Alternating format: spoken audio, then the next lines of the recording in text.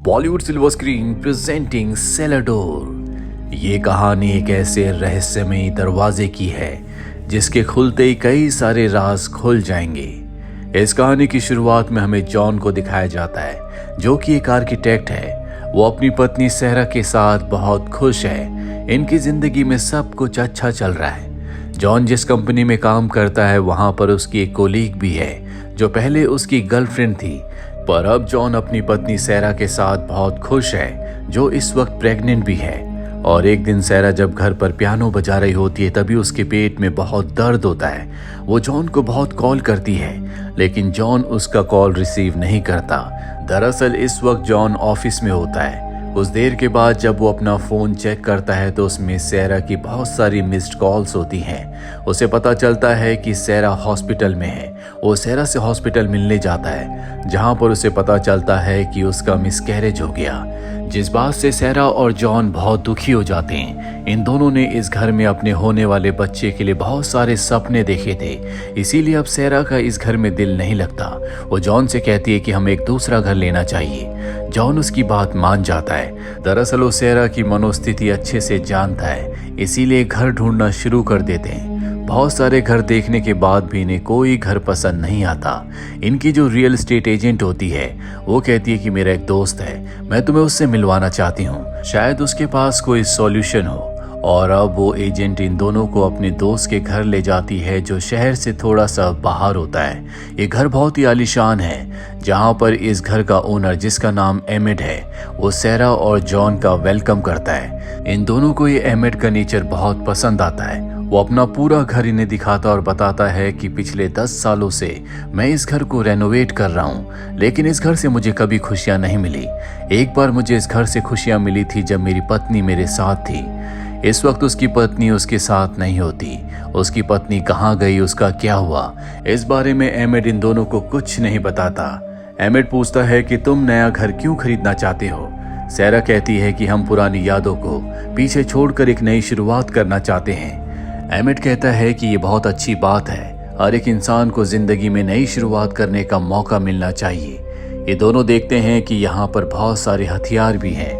एमिड बताता है कि ये हथियार इस घर से जुड़े हुए हैं। इस घर की खुदाई के दौरान हमें ये मिले थे, इसीलिए मैंने इन्हें घर पर ही रखा हुआ है। ये सब के सब रात को बहुत अच्छा टाइम स्पेंड करते हैं। एमिड कहता है कि आज रात को तुम दोनों यहीं पर रुक जाओ। सहरा उसकी बात मान जाती है। अगली सुबह दोनों के दोनों जब उठते हैं तो ये देखते हैं कि एमिड घर पर नहीं है। उसने इन दोनों के लिए एक लेटर छोड़ा होता है जिसमें लिखा होता है कि ये घर मैं तुम्हें दे सकता हूँ, यहाँ तुम अपनी जिंदगी की नई शुरुआत कर सकते हो। बस एक ही शर्त है, नीचे एक दरवाजा है जो कि बेसमेंट यानी कि तहखाने का है, उस दरवाजे को कभी मत खोलना। अगर तुमने उस दरवाजे को खोला तो मैं तुमसे घर वापस ले लूंगा, और अगर तुम घर को नहीं खोलते तो तुम हमेशा यहाँ पर रह सकते हो, ये घर तुम्हारा हो जाएगा। सहरा और जॉन को ये बात बहुत अजीब लगती है लेकिन इन दोनों को ही ये घर बहुत पसंद होता है। ये दोनों यहाँ पर रहना चाहते हैं लेकिन जॉन के दिमाग में बहुत सारे सवाल होते हैं कि नीचे तहखाने में क्या है, क्यों इन दोनों को दरवाजा खोलने से मना किया गया। सहरा उसे समझाती है कि हमें इस बात से कोई लेना देना नहीं कि वहाँ पर क्या है, ये बहुत ही आलीशान घर है, हम यहाँ पर अपनी जिंदगी की नई शुरुआत कर सकते हैं। जॉन उसकी बात मान जाता है और अब इनकी रियल एस्टेट एजेंट भी यहाँ पर आ जाती है। दरअसल एमिड ने उसे सब कुछ बता दिया होता है। ये दोनों अब यहाँ पर रहना शुरू कर देते हैं, इसीलिए ये एक हाउस वार्मिंग पार्टी रखते हैं जिसमें इन दोनों के बहुत सारे फ्रेंड्स आते हैं। यहाँ पर जॉन की वो कोलीग भी आती है जो उसकी एक्स गर्लफ्रेंड थी। दरअसल जॉन ने उसे इन्वाइट नहीं किया था, वो बिना इन्विटेशन के पार्टी में आ गई थी। जॉन उसे अकेले में ले जाता और बताता है कि अब मैं शादीशुदा हूँ, मैं अपनी पत्नी के साथ बहुत खुश हूँ, हमारा जो रिश्ता था वो खत्म हो चुका है। तभी बाहर एक आदमी आता है जिसके हाथ में गैसोलीन होता है। उसकी बॉडी लैंग्वेज, उसके एक्सप्रेशंस को देखकर ऐसा लगता है जैसे वो अपने आप को जलाना चाहता है। तभी वहाँ पर जॉन आ जाता है। वो बताता है कि पहले मैं भी इस घर में रहा करता था, इससे पहले कि बहुत देर हो जाए सब कुछ खत्म कर देना। ये कहकर वो आदमी वहाँ से चला जाता है। जॉन को कुछ समझ नहीं आता कि उस आदमी ने ऐसा क्यों कहा। उसके दिमाग में अब भी बहुत सारे सवाल हैं जो सारे के सारे सवाल नीचे तहखाने से जुड़े हुए हैं। वो जानना चाहता है कि उसके अंदर क्या है, और चाहकर भी वो उस दरवाजे को नहीं खोल सकता क्योंकि अगर उसने दरवाजे को खोला तो उन्हें इस घर को छोड़ना होगा। वहीं अगले दिन सैरा को दिखाया जाता है जो अपनी नेबर के घर जाती है। उसकी नेबर उसका वेलकम करती है और जब सैरा अपने घर जा रही होती है तो वो उसे कहती है कि मैं उम्मीद करती हूँ कि तुम इस घर में टिक पाओगी। इसका मतलब ये है कि इनसे पहले भी कुछ लोग यहाँ पर रहने के लिए आ चुके हैं और सबसे बड़ा सवाल ये होता है कि इतना आलीशान इतना महंगा घर कोई किसी को फ्री ऑफ कॉस्ट कैसे दे सकता है। वहीं जॉन जब ऑफिस पहुंचता है तो उसकी जो एक्स गर्लफ्रेंड होती है, जो उसकी कोलीग भी है, वो उस पर आरोप लगाती है कि जॉन ने मेरे ऊपर सेक्सुअल हरासमेंट किया है। जॉन को ऑफिस से निकाल दिया जाता और कहा जाता है कि जब तक हम इसकी इन्वेस्टिगेशन पूरी ना कर लें तब तक तुम ऑफिस नहीं आ सकते। जॉन ये बात अपनी पत्नी सैरा को नहीं बताता। वो अक्सर घर पर ही रहता है और सैरा को शक ना हो इसीलिए कभी कभी वो बाहर चला जाता है। अब एक दिन जब वो बाहर होता है, फोन पर बात कर रहा होता है, तभी उसका ध्यान तहखाने के दरवाजे पर जाता है। वो तय करता है कि आज वो इस दरवाजे को खोल कर नीचे देखेगा कि वहां पर क्या है। वो उसे खोलने की कोशिश करता है। इस कोशिश में उसके हाथ पर चोट भी लग जाती है, जिसके बाद वो दरवाजे को नहीं खोलता। रात को जब वो सैरा के साथ डिनर कर रहा होता है तो वो कहता है क्यों ना हम उस दरवाजे को खोलें। वैसे भी अगर हमने दरवाजा खोल दिया तो एमेट को कैसे पता चलेगा कि हमने दरवाजा खोला था।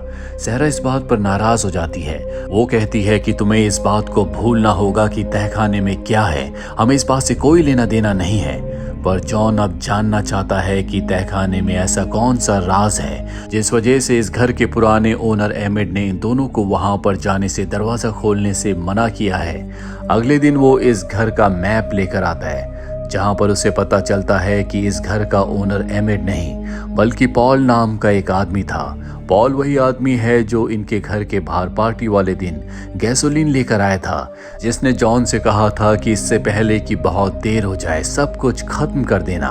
और अब नक्शा देखने के बाद जॉन को पता चलता है कि घर के अंदर से ही तहखाने तक जाने का एक दूसरा रास्ता भी है। और जब सैरा घर पर नहीं होती वो उस दूसरे रास्ते को ढूंढने की कोशिश करता है। जल्दी उससे रास्ता मिल जाता है। वो नीचे पहुंच जाता है लेकिन अब भी उसके सामने एक गेट है, जिस गेट को खोलने के बाद ही वो नीचे तहखाने में जा सकता है। पर इससे पहले कि वो जाता उसे गाड़ी की आवाज आती है। वो समझ जाता है कि सैरा आ चुकी है, इसीलिए वो वहां से बाहर आ जाता है। जिसके बाद वो अपनी कोलीग अपनी एक्स गर्लफ्रेंड से मिलने के लिए जाता है। वो एक पार्किंग लॉट में उससे मिलता है जहां पर वो कहता है कि तुम ये सब क्यों कर रही हो। वो कहती है कि आज जो कुछ सैरा के पास है उस सब पर मेरा हक होना चाहिए था। तुमने मुझसे वादे किए थे, जिन वादों को तुमने तोड़ दिया, और अगर तुमने अब मुझे नहीं अपनाया तो मैं तुम्हारी पत्नी सैरा को सब कुछ बता दूंगी। जॉन कहता है कि अगर तुमने ऐसा किया तो मैं तुम्हें जान से मार दूंगा। दरअसल अब तक सैरा को नहीं पता कि उसकी एक्स गर्लफ्रेंड की वजह से उसे जॉब से निकाला गया है और जब तक इन्वेस्टिगेशन नहीं होती वो जॉब पर वापस नहीं जा सकता। लेकिन हर रोज जॉन घर से निकल जाता है ताकि उसकी पत्नी सैरा को उस पर शक ना हो। अब एक दिन सैरा जब अपने घर को रेनोवेट कर रही होती है तभी उसकी तबीयत खराब हो जाती है। टेस्ट करने पर उसे पता चलता है कि वो प्रेग्नेंट है और तभी बेड के नीचे उसे वही नक्शा मिलता है जो इस घर का है, जो जॉन लाया था। उस नक्शे को देखकर उसे पता चलता है कि नीचे तहखाने तक जाने का एक और रास्ता है। उसे वो रास्ता मिल जाता है।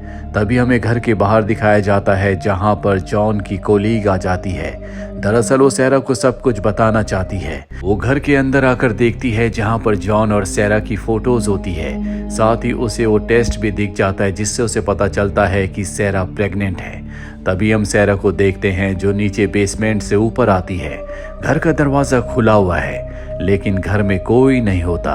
कुछ देर के बाद जॉन जब अपने घर के बाहर अपनी गाड़ी में होता है तो वो अपनी कोलीग अपनी एक्स गर्लफ्रेंड की गाड़ी वहां पर देखता है। उसे देखकर उसे बहुत गुस्सा आता है। उसे पूरा यकीन हो जाता है कि उसने सैरा को सब कुछ बता दिया, इसीलिए वो अपनी गाड़ी से उसकी गाड़ी का पीछा करता है। लेकिन वो गाड़ी को बहुत स्पीड से चलाती है, इसीलिए जॉन उसे चेज नहीं कर पाता, जिससे उसे बहुत गुस्सा आता है। रात को जब वो घर पर आता है तो उसे लगता है कि सैरा अब उससे लड़ेगी और सैरा बस उससे यही कहती है कि मुझे घर का मैप मिल चुका है जो तुम लाए थे। तुम बेसमेंट में दूसरे रास्ते से जाने की कोशिश कर रहे थे। मुझसे वादा करो कि तुम ऐसा कभी नहीं करोगी। जॉन उसकी बात मान जाता है। सैरा उसे ये भी बताती है कि वो प्रेग्नेंट है, जिससे जॉन बहुत खुश हो जाता है। अगले दिन जॉन को उसकी कंपनी से कॉल आता है जिसमें उसे बताया जाता है कि उसके ऊपर उसकी एक्स गर्लफ्रेंड यानी कि कोलीग ने सेक्सुअल हरासमेंट का उस पर जो आरोप लगाया था वो पूरी तरह से बेबुनियाद है। वो एक बार फिर से अपनी जॉब ज्वाइन कर सकता है। जॉन को इससे बहुत खुशी होती है। वो एक बार फिर ऑफिस जाना शुरू कर देता है, पर एक हफ्ता बीत जाता है। उसकी कोलीग एक हफ्ते से गायब है, उसी दिन से जिस दिन जॉन ने उसकी गाड़ी का पीछा किया था। अब जॉन जब अपने घर में अपने होने वाले बच्चे के कमरे को रेनोवेट कर रहा होता है, तभी उसे एक तस्वीर के पीछे एक गोली दिखती है, जिससे उसके दिमाग में एक थ्योरी आती है। वो अपनी पत्नी सैरा से कहता है कि इस घर में रहने वाले पहले ओनर, जिसका नाम एमेट था, आज से 20 साल पहले उसकी पत्नी और उसका बेटा उसे छोड़कर चले गए थे। मुझे लगता है कि उसने उन दोनों को मारकर नीचे तहखाने में उनकी लाशों को दफना दिया। हमें वहां पर जाकर देखना चाहिए। सैरा कहती है कि ऐसा कुछ नहीं है। अगर उसने अपनी पत्नी और बेटे को मारा होता तो पुलिस उन्हें ढूंढने के लिए यहाँ पर जरूर आती, उन्हें तहखाने में लाशें मिल जाती। हमें इन सब चीज़ों के बारे में नहीं सोचना चाहिए। वैसे भी मैं प्रेग्नेंट हूँ, मेरे आने वाले 9 महीने बहुत टफ होने वाले हैं। जॉन उसकी बात मान जाता है। अब अगले दिन जॉन के घर में पुलिस इन्वेस्टिगेशन करने के लिए आती है, जहां पर जॉन से कई सारे सवाल पूछे जाते हैं। जॉन सभी सवालों का सही सही जवाब देता है। वो कहता है कि पहले मेरे रिश्ते थे, लेकिन अब मेरा उससे कोई रिश्ता नहीं था। साथ ही उसने मेरे ऊपर झूठा सेक्सुअल हरासमेंट का आरोप भी लगाया था, जो कि पूरी तरह से गलत था। उसकी पत्नी सैरा ये सब कुछ सुन लेती है। इसीलिए पुलिस के जाने के बाद इन दोनों के बीच में आर्गुमेंट्स होते हैं। वहीं जॉन अब जानना चाहता है कि तहखाने में क्या है। दरअसल बार बार उसके दिमाग में तहखाने को लेकर बहुत सारे सवाल आ रहे होते हैं। इसीलिए वो इस घर के पहले ओनर के पास जाता और पूछता है कि तहखाने में उस सेलर डोर के पीछे क्या है, मैं जानना चाहता हूँ। वो बताता है कि ये घर श्रापित है। मैंने अपनी पत्नी के साथ यहाँ पर बहुत अच्छा वक्त बिताया था, लेकिन बाद में हम दोनों का डाइवोर्स हो गया। तुम उस दरवाजे को मत खोलना। अगर तुमने दरवाजा खोला तो तुम्हारा कॉन्ट्रैक्ट टूट जाएगा, तुम्हें उस घर से जाना पड़ेगा। दरअसल वक्त बीतने के साथ साथ पॉल की दिमागी हालत कमजोर हो चुकी है। जॉन को अपने सवालों का जवाब नहीं मिलता, इसीलिए वो तय करता है कि किसी भी कीमत पर वो तहखाने के दरवाजे को खोलेगा। वो घर जाकर उस सेलर डोर का तहखाने के दरवाजे का ताला तोड़ देता है, पर इससे पहले कि वो उस दरवाजे को खोलता, सहरा पीछे से आकर उसके सर पर वार करती है, जिससे वो बेहोश हो जाता है। और जब उसे होश आता है तो घर के अंदर होता है। सहरा उसके सामने होती है। वो पूछता है कि तुमने ऐसा क्यों किया। सहरा कहती है कि अगर तुमने उस दरवाजे को खोला तो मेरे बहुत सारे राज खुल जाएंगे। वो समझ जाता है कि उसकी कोली को और किसी ने नहीं बल्कि सहरा ने ही मारा है। जॉन पूछता है कि तुमने ऐसा क्यों किया। सहरा कहती है कि उस दिन वो हमारे घर पर आई थी और वो कह रही थी कि जो कुछ आज तुम्हारे पास है उस सब पर मेरा हक है। वो मुझसे तुम्हें छीनना चाहती थी। मैंने उससे ऐसा कहने से मना भी किया, लेकिन वो बार बार एक ही बात को बोल रही थी और धीरे धीरे मेरी तरफ बढ़ रही थी। इसीलिए मेरे हाथ में जो गन थी मैंने उससे गोली चला दी, जिससे उसकी मृत्यु हो गई। दीवार पर जो गोली जॉन को मिली थी वो गोली उन्हीं गोलियों में से एक थी जो उसने जॉन की एक्स गर्लफ्रेंड यानी कि कोली के ऊपर चलाई थी। वो बताती है कि उसे मारने के बाद उसकी बॉडी को मैंने नीचे बेसमेंट में छुपा दिया, जिसके बाद मैं उसकी गाड़ी लेकर यहाँ से निकल गई और जंगल के बीचों बीच छोड़ दिया। जॉन को समझ में आ जाता है कि उस दिन जब वो अपनी कोली की गाड़ी का पीछा कर रहा था तो उसे सहरा चला रही थी। जॉन कहता है कि मैं पुलिस को सब कुछ बता दूंगा। वो कहती है कि ऐसा मत करना, अगर तुमने ऐसा किया तो पुलिस तुम्हें पकड़ लेगी, क्योंकि मैं सरकारी गवाह बन जाऊंगी। मैं कहूंगी कि तुमने ही अपनी कोली को मारा है, क्योंकि वो तुम्हें ब्लैकमेल कर रही थी। वो तुम्हें अपनी जिंदगी में शामिल करना चाहती थी और तुम अपने परिवार को नहीं खोना चाहते थे। इसीलिए तुमने उसे मारकर उसकी बॉडी को नीचे बेसमेंट में छुपा दिया। पुलिस मेरी हर एक बात को मानेगी, क्योंकि हर एक बात तुम्हारे खिलाफ जाती है। जॉन को समझ में आ जाता है कि पुलिस कभी उसकी बातों का विश्वास नहीं करेगी। सहरा उसे प्यार से समझाती है कि हमारा बच्चा इस दुनिया में आने वाला है, हम उसके साथ एक नई जिंदगी की शुरुआत कर सकते हैं। मैं नहीं चाहती कि उसके होने के बाद उसे पता चले कि उसका पिता जेल में है। जॉन को उसकी बात माननी पड़ती है। वैसे भी उसके पास इसके अलावा और कोई दूसरा रास्ता नहीं होता।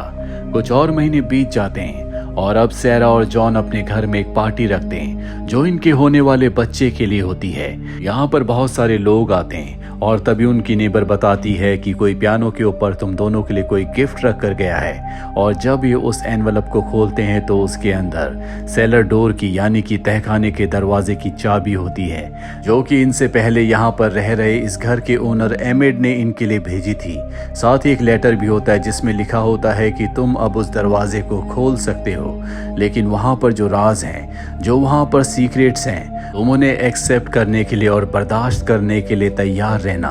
ये चाबी को वहीं पर छोड़कर अपने घर में आए हुए लोगों के साथ फोटो खिंचवाने के लिए चले जाते हैं। फोटो में हर कोई खुश होता है सिवाय जॉन के, क्योंकि अब भी उसके दिमाग में बहुत सारे सवाल हैं। दरअसल ये पूरी कहानी इंसानों की फितरत, उनकी सच्चाई को बताती है। हर एक इंसान के दिल में बहुत सारे राज होते हैं, जो राज वो कभी किसी को नहीं बताना चाहता, क्योंकि अगर वो राज वो बातें दूसरों के सामने आई तो उस इंसान के अस्तित्व का वो एक हिस्सा दुनिया के सामने आ जाएगा जिसे वो शायद खुद भी नहीं देखना चाहता। और ऐसे राज, ऐसी बातें हर एक इंसान की जिंदगी का हिस्सा होती है, जिन्हें वो ताला लगाकर अपने दिल के अंदर हमेशा के लिए कैद रखता है, जिसकी चाबी वो कभी किसी को नहीं देना चाहता, क्योंकि वो नहीं चाहता कि कोई भी उन्हें देखे। सेलर डोर भी उसी चीज को रिप्रेजेंट करती है, जो एक तरह से इंसानों की जिंदगी का, उनके दिल का वो हिस्सा है जहां पर वो कभी नहीं चाहते कि कोई भी उसके अंदर झांके, किसी को भी उसके बारे में पता चले। आपकी इस बारे में क्या राय है, कमेंट बॉक्स में जरूर लिखें। उम्मीद करते हैं कि आपको ये कहानी पसंद आई होगी।